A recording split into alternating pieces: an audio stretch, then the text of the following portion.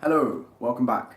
Firstly, I just want to thank everybody who has watched or commented or subscribed to my previous video, the introduction video about Chinese hip-hop. Your support is really helpful, and it really is pushing me to go further so that I can show you all some of the amazing stuff out here in China. Because this was the first time I've ever embarked on anything this big, video-wise, I wanted to share with you some of the challenges that I came across while making it, and some of the things I learnt, so that anybody who wishes to embark on a similar project may be able to get some advice from that. So firstly, I want to talk about language and subtitles. So of course the video and the whole project in general is going to be in two languages, English and Mandarin.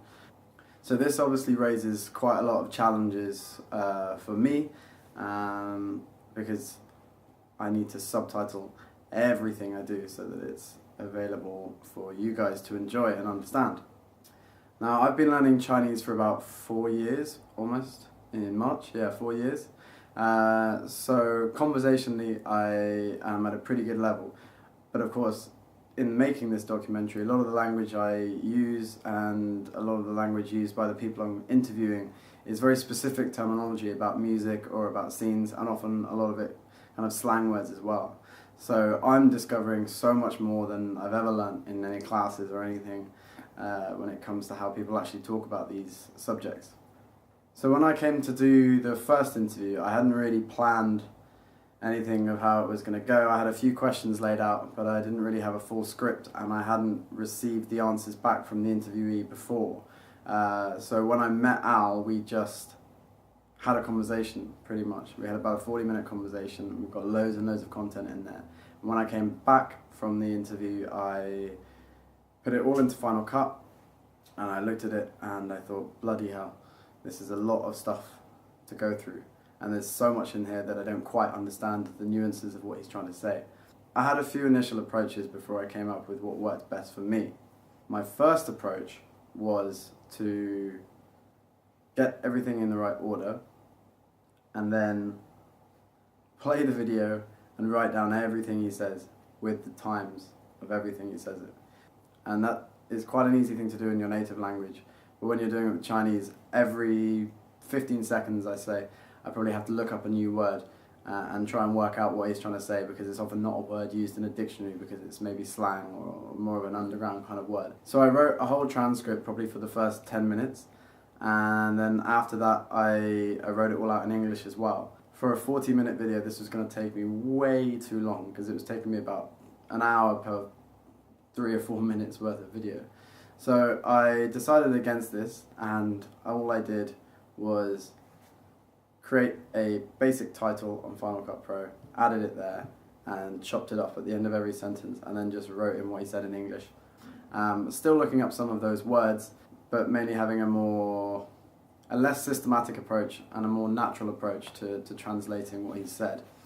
If you work professionally in translation, you may think this is a bad or a good way of doing it. I honestly don't really know what the best way is, so I would love some feedback on how you think the subtitles were, and if you think that they were comprehensive enough for the subject matter. When I came around to subtitling my second video, it was a lot easier, because the content was stuff I had already learnt through my interview with Al, and the speech was a lot clearer, because Morlin Diao was actually from Beijing, which is where I live, so it was a lot easier for me to understand what he said. Secondly, I want to talk about B-roll. B-roll is one of those jobs that you just hate to do because it has no real interest, but I had to take a lot of B-roll for this, because I came down to editing and I realised I had some voiceovers of me, some clips of me talking, and these two interviews, and then I thought, this is not an interesting piece at all. It doesn't show you anything of China, it doesn't show you anything about the environment that we're in, and it doesn't really have any feeling because of that. So I went to go and film all my B-roll in a day, in -5, -6 weather, with my huge coat on, and it was quite a hard job. So my advice to anybody who's taking up a project like this is make sure you're constantly shooting B-roll. For instance, in the interview section with Al, the first interview of the video, I didn't shoot any B-roll of the area that we were filming in, and so I had nothing to flick back to while he was talking, which would have allowed that scene to have a bit more of a larger environment and maybe feel less closed off. Whereas in my other interview with Morlin Diao, I took a lot of B-roll in the tattoo parlour, and so I was able to use that, and it gave that whole scene a bit more of an image, a bit more of a character as well, and it helped build up his character as a person as well. So that would be my advice for anyone doing a project like this. My third one would be make sure you keep note of everything you do. This is something I didn't do at the beginning, but I am doing now. I'm writing notes of everything I'm learning along the way. This is something my friend George told me. He's running a pretty popular YouTube channel at the moment about Kung Fu in China, which I'll put in the comments below as well. Write down everything you learn and stuff, then you always have somewhere to go back to, and you know what you did in a week as well. So if you're thinking, oh, I haven't done much on my project last week, and you don't know where to go forward, you can always look back at your notes, see, oh, I've done this, this and this, and I've written down to do this, this and this. So when you have a free couple of hours to work on your project, you don't spend half of that time just working out what you need to do next. So storyboarding, note-taking, and writing about your experience as well is very important. So my 3 things would be subtitles. Find something that works for you. The second was B-roll, stay on top of B-roll, and the third one is keep notes. So that would be my advice. I'm still learning. I'm really, really new at this, and I've got so much to learn, and I'm really excited to share my progress with you guys.